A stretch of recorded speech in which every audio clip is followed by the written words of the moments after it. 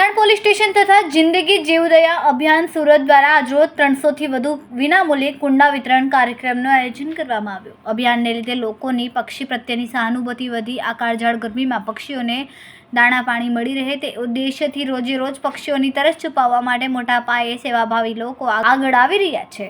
Althan police station તથા જિંદગી જીવદયા અભિયાન સુરત દ્વારા પક્ષીઓ માટે 300થી વધુ વિનામૂલ્યે કુંડાનું વિતરણ કરવામાં આવ્યું।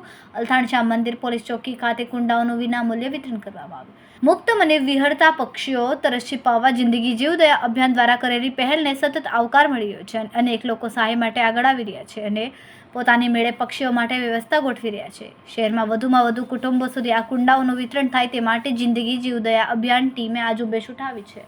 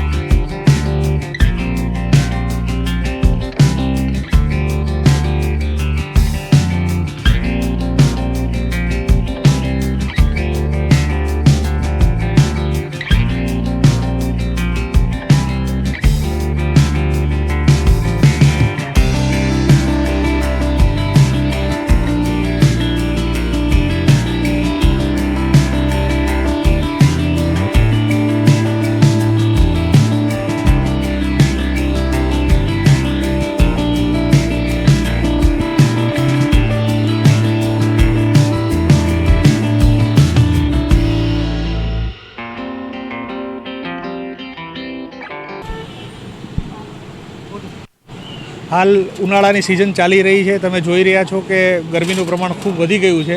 તેથી સુરત શહેર પોલીસ, અલથાણ પોલીસ અને જિંદગી જીવદયા અભિયાન એ ટ્રસ્ટ દ્વારા એમના બંનેના સંયુક્ત ઉપક્રમે જે પક્ષીઓ છે એમને પાણી પીવાની વ્યવસ્થાના ભાગરૂપે આજરોજ સુરત શહેર પોલીસ તથા જિંદગી જીવદયા અભિયાન ટ્રસ્ટ તરફથી પાણીના કુંડા છે એનું નિઃશુલ્કપણે વિતરણ કરવાનો કાર્યક્રમ યોજાયેલ છે। અને અમે આપના માધ્યમથી તમામ મિત્રોને અપીલ કરીએ છીએ કે ભાઈ ઉનાળામાં જે પશુ પક્ષીઓને પાણીની વ્યવસ્થા જે છે એ કુંડાઓ જે આ રીતે આપ મેળવીને આપના ઘરની બહાર અવશ્ય લગાવો, જેથી પશુ પક્ષીઓને આપણે જીવન અમૂલ્ય બચાવી શકીએ છીએ। Thank you.